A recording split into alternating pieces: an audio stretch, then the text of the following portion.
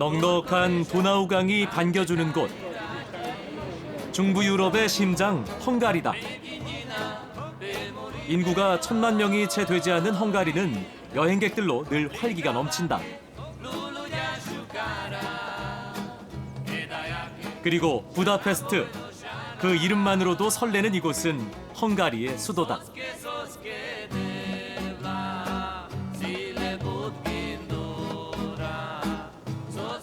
강변을 따라 늘어선 고풍스런 유적들이 강과 절묘한 조화를 이루어 부다페스트는 도나우강의 진주라고 불린다.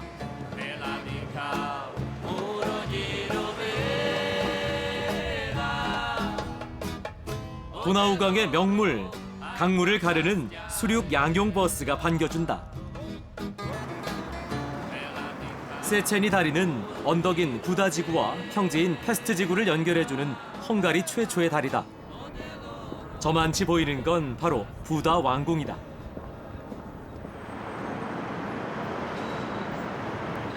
해발 167m에 있는 부다 왕궁에 오르기 위해 케이블카 푸니쿨라를 타기로 했다. 오전 9시부터 운행하는 푸니쿨라를 타기 위해 아침부터 많은 사람들이 모여 있다. 사람들이 높은 언덕에 자리 잡은 왕궁에 오르는 과정을 더 수월하게 해주는 편리한 교통수단이다. 1870년에 처음으로 운행을 시작한 푸니쿨라. 무려 140년 동안이나 쉼 없이 언덕을 오르내리고 있다니 참 대단하다. 지금은 역사박물관과 국립미술관으로 쓰이는 부다 왕궁은 과거 유럽의 문화와 예술 그리고 정치의 중심지였다. 적군의 침입에 대비해 높은 언덕에 지은 부다 왕궁은 900년에 걸쳐 파괴와 재건을 여러 번 반복했다. 영광과 슬픔의 유적지다. 헝가리의 국민 영웅 오이겐궁을 기리는 기마상. 그리고 왕궁을 수호하는 전설의 새도 있다. 헝가리 건국 신화에 등장하는 투룰은 용의 머리를 한 신의 전령사라고 한다.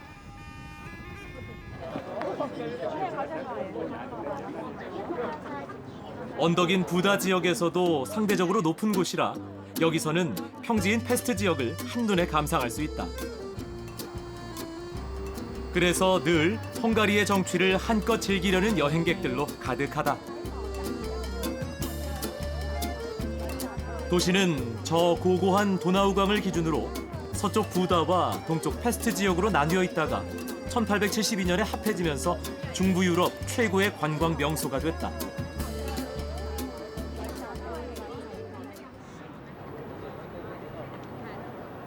부다페스트 시내에서 가장 높은 건물은 성 이슈투반 대성당이다. 헝가리의 기독교를 최초로 전파한 성인 이슈투반 왕을 기리기 위해 지어졌다고 한다. 헝가리 건국해인 896년을 상징해 높이 96m로 지었다. 도나우 강변의 모든 건축물은 도시 미관을 위해 이보다 높게 지을 수 없도록 규제돼 있다.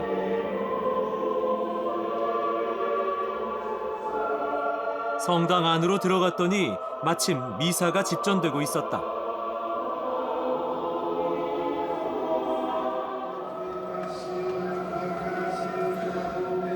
이곳은 관광객들 누구라도 편히 미사에 참석할 수 있다.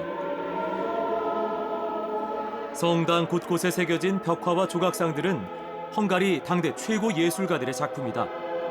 완공에만 50년이 걸린 헝가리의 예술혼이 고고히 불을 밝히고 있다.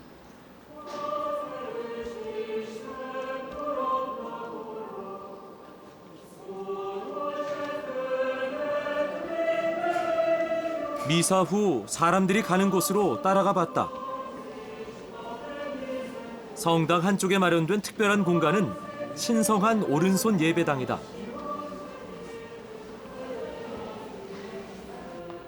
썩지 않은 채 생전의 모습을 그대로 간직한 이슈투반 성왕의 오른쪽 손목은 많은 이들에게 그의 깊은 신앙심과 애국심을 전하는 듯했다. 부다페스트의 봄은 더없이 평화롭다.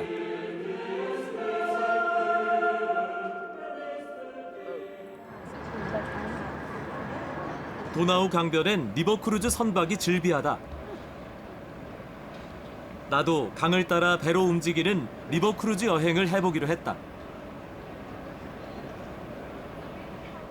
이미 유럽과 북미에서는 익숙한 리버크루즈 여행은 인기가 많아 6개월 전 예약이 필수다.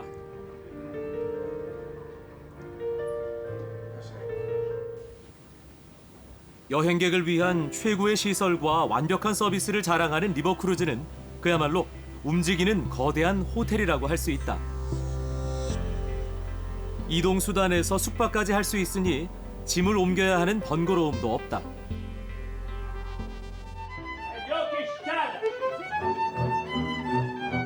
배에선 여행객들을 환영하는 공연이 한창이다. 바로 헝가리 전통 무용 차르다시다.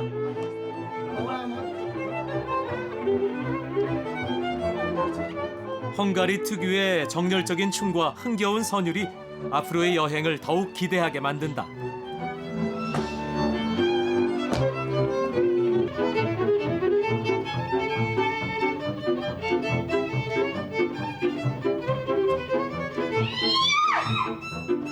이국의 환영 인사는 강렬하고도 인상 깊었다.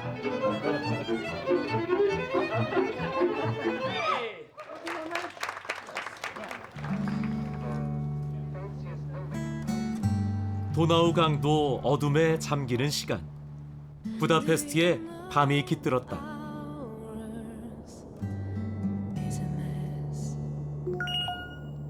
도나우 강을 화려하게 수놓은 세체니 다리는 다리를 밝히는 전구가 마치 사슬처럼 보여 사슬다리라고도 불린다.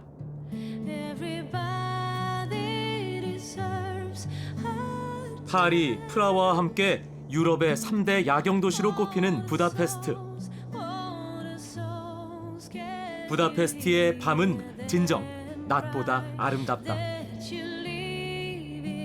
이곳 야경의 또 다른 매력은 불빛을 가득 머금은 건축물이다. 낮에는 고고한 자태를 뽐내던 유적들마저 스스로 거대한 빛이 된 빛의 도시 부다페스트. 아무래도 이 감동은 쉽게 잦아들 것 같지 않다.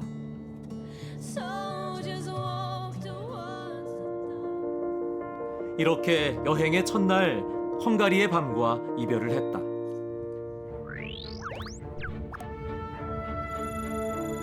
도나우강에서 맞이하는 아침. 밤사이 배는 헝가리를 떠나 다음 행선지인 슬로바키아에 닿았다.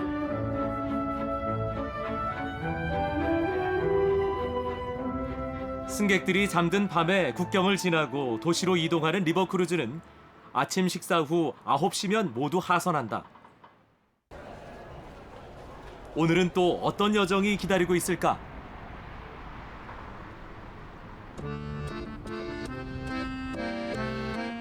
슬로바키아의 수도 브라티슬라바는 반나절에서 하루 정도면 도시 전체를 둘러볼 수 있을 만큼 작은 도시다. 하지만 유네스코에 등재된 세계 문화유산만 8건에 이를 정도로 유서 깊은 곳이다.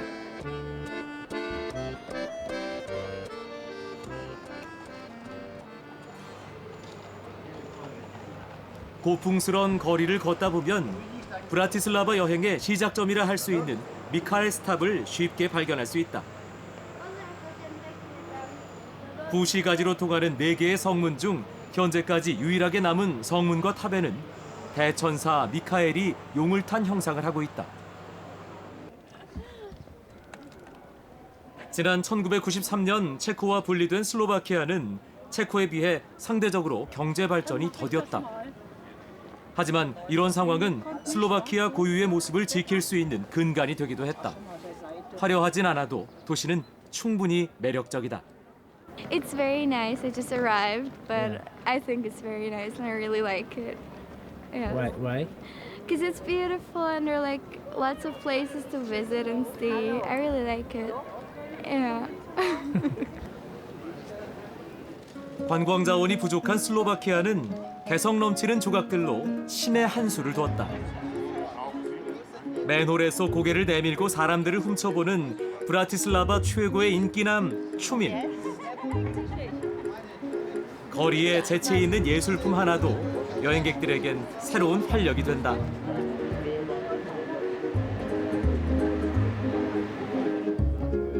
유달리 많은 이들에게 둘러싸인 동상. 중세 기사가 수백 년이 지난 지금도 늠름한 자태를 자랑하고 있었다.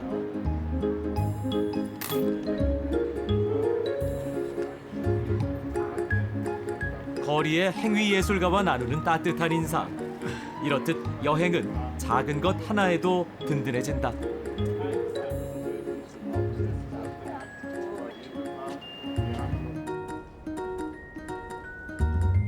슬로바키아의 브라티슬라바에서 나는 또 하나의 알찬 추억을 만들었다.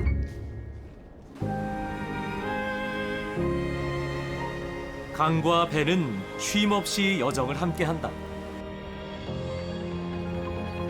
독일 남서부에서 발원해 흑해로 흘러드는 2,850km의 도나우 강은 그 자체로 장관이다.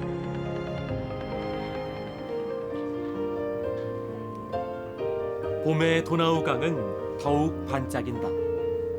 강변을 따라 펼쳐지는 경관들은 오래전부터 시간이 멈춘 듯 마치 한 폭의 그림 같다.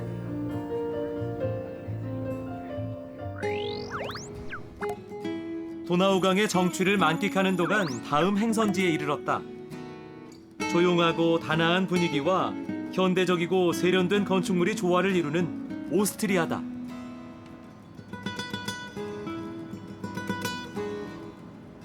정박하는 배들이 많을 때는 이렇게 2중, 3중 측면으로 나란히 배를 댄다니 참으로 낯설고도 재밌는 풍경이다.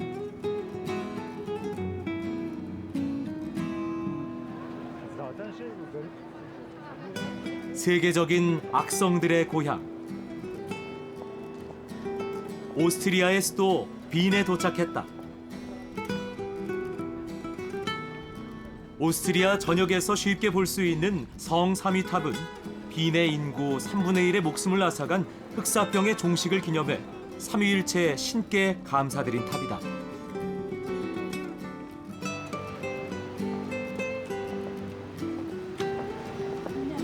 비 내리는 거리마저 하나의 예술이 되는 아름다운 도시 빈.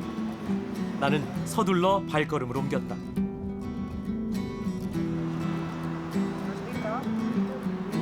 오스트리아의 역사를 쌓아 올린 숱한 인물들이 잠들어 있다는 저 유명한 중앙묘지를 보고 싶었기 때문이다.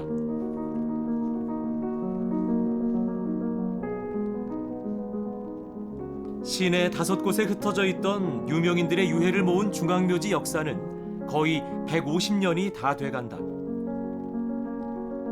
영원한 잠 위로 봄이 흩날린다. 이곳엔 예술가들만 잠든 것이 아니다. 시대를 관통하는 석학들과 역대 오스트리아 대통령, 유명 배우들의 묘도 있다. Es ist ein wunderschöner Friedhof. Wir haben leider sehr wenig Zeit heute nur hier drüben. Mozart, Beethoven und ja, die berühmten Musiker. Wir sind eigentlich auf dem Weg nach Hause. 안쪽에는 세계적으로 유명한 음악가들의 묘가 자리하고 있다. 각기 다른 모양의 비석들은 서로 달랐던 음악 세계만큼이나 개성 있다. 모차르트,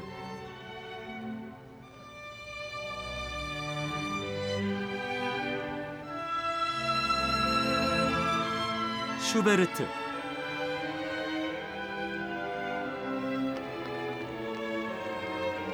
그리고 악성 베토벤까지 음악사의 한 획을 그은 이들은 죽어서도 또 다른 역사를 만들고 있었다.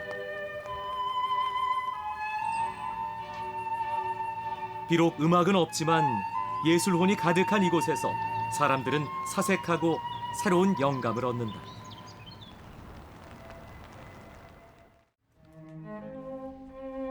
예술가들은 역사 속에 잠들었지만 그들의 명성은 쉬이 사라지지 않고 여전히 빛을 발하고 있다.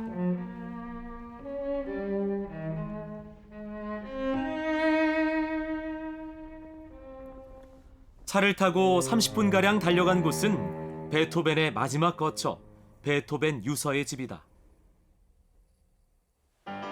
오스트리아 곳곳을 떠돌아다니던 베토벤은 여기서 마지막 순간을 보냈다. 이토록 소박한 공간에서 그렇게 웅장한 음악을 낳았다니. 단출하고 외로웠던 베토벤의 생애가 느껴졌다.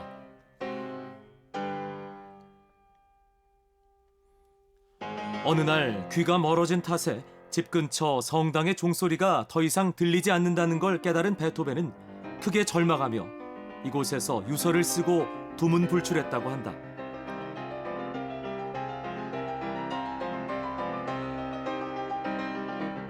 그가 세상을 떠나기 전 동생에게 남긴 유서다.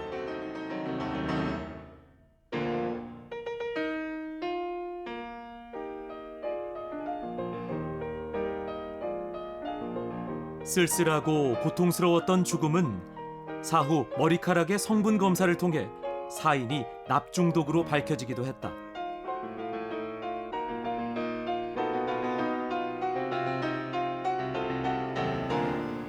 말할 수 없는 절망 속에서도 가장 황홀한 음악을 남긴 불운한 천재.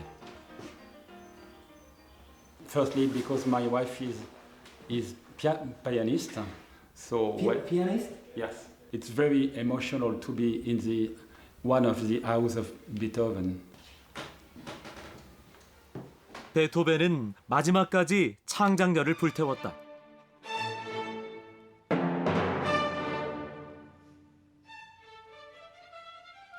위대한 화합을 노래한 합창.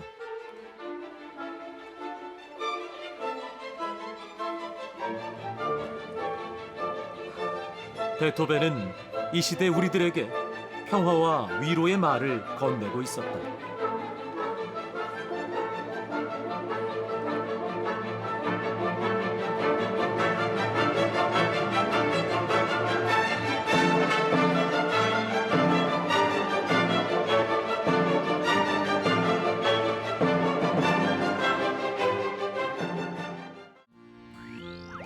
도나우 강은 상류로 갈수록 그 푸르름이 짙어진다. 다음 행선지는 오스트리아의 도시 중 가장 녹지가 많은 곳, 바로 린츠다. 오스트리아 북서부에 위치한 공업도시 린츠는 예로부터 유럽의 도시들 사이에서 무역의 길목 역할을 했던 곳이다. 이곳 역시 다른 유럽 도시들과 마찬가지로 각양각색의 트램이 도심을 누비고 있다.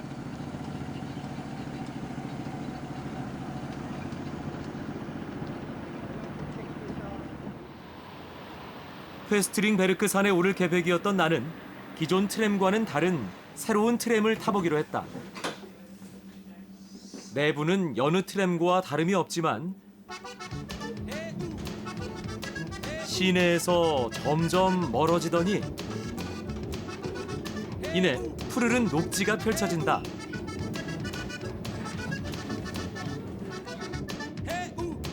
이 열차는 높은 산에 오르는 등반 트램이다.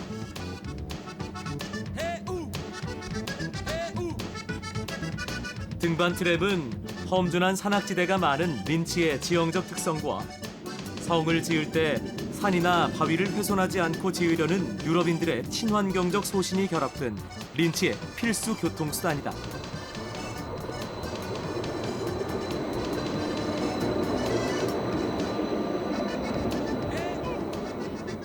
등반 트램으로 가볍게 정상에 도착했다. Hello. Oh, hello. Viewpoint. This is a viewpoint. Oh, this is a wonderful viewpoint. Yeah. It's good. 오스트리아 린츠는 공업이 매우 발달한 동시에 유럽 특유의 문화 유적이 잘 보존된 도시다. 과거와 현재, 그리고 문명과 자연의 공존이 조화롭고도 멋지다.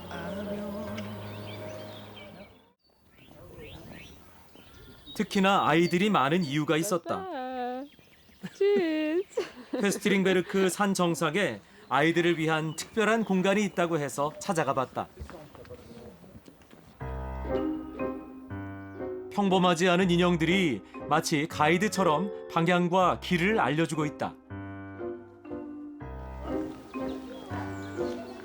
입구에서부터 반겨주는 두꺼비 왕자. 동화 속 나라로 들어가는 듯한 터널을 지나면 어린이 테마 동굴 그로텐반이 그 모습을 드러낸다.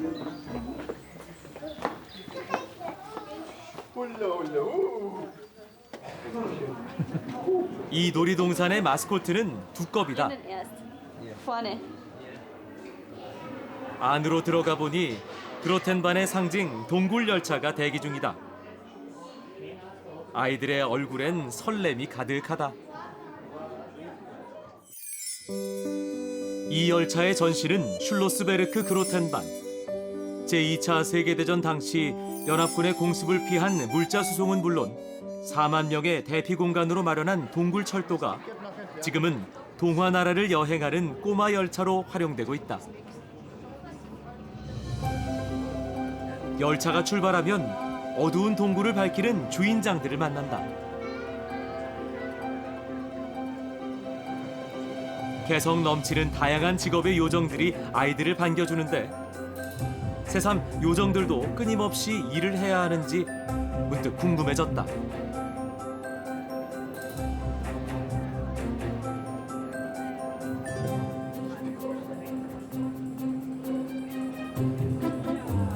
동굴의 천장을 수놓은 형형색색의 불빛들. 어른 아이 할 것 없이 감탄을 불러일으키기 충분하다. 수치스런 전쟁의 기록이자 패전의 아픈 흔적들을 파괴하거나 버리지 않고 명소로 만든 오스트리아 린츠 사람들.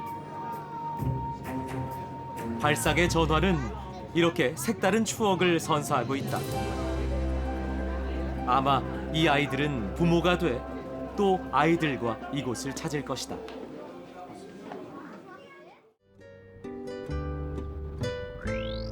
(7박 8일을) 쉼없이 흘러온 리버크루즈 여행은 종착지인 독일로 향하고 있다. 독일 파사우는 도나우강, 인강, 일츠강 세 강이 만나는 곳이다. 합류 지점에서 강들은 서로 섞이지 않고 기묘한 색깔을 드러내 보인다.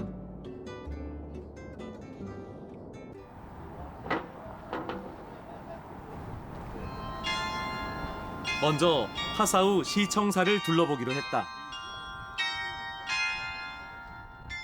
물의 도시라 불리는 파사우는 세 강의 합류 지점인 만큼 홍수와 강물의 범람이 잦았던 곳이다.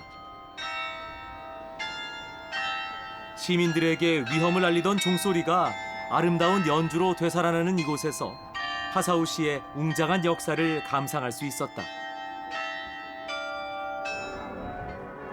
그리고 파사우 대성당으로 불리는 성 슈테판 대성당. 720년경에 설립돼 1668년에 재건된 성당은 고딕 양식과 바로크 양식이 조화로운 건축사적으로 매우 의미 있는 곳이다. 부활절을 맞아 사람들로 북적였다. 여느 때보다 뜻깊은 부활 미사.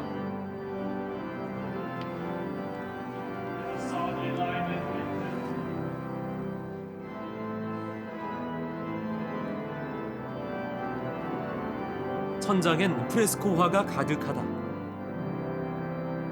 석회에 모래를 섞어 벽면에 바른 후 수분이 마르기 전에 색을 입히는 프레스코 작품들은 400년의 시간을 견디며 성전을 지키고 있다.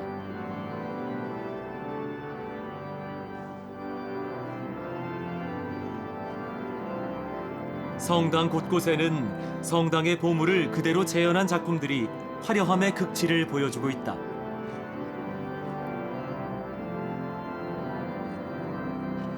하지만 이곳에 진짜 보물은 따로 있다. 바로 세계 최대 규모의 성당 파이프 오르간이다.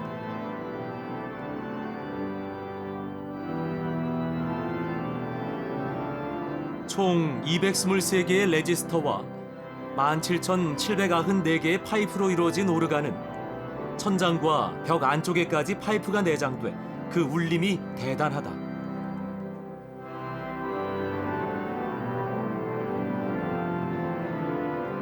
성당 하나가 거대한 파이프 오르간이 돼 연주하는 장엄한 음악 앞에서는 전율이 느껴진다.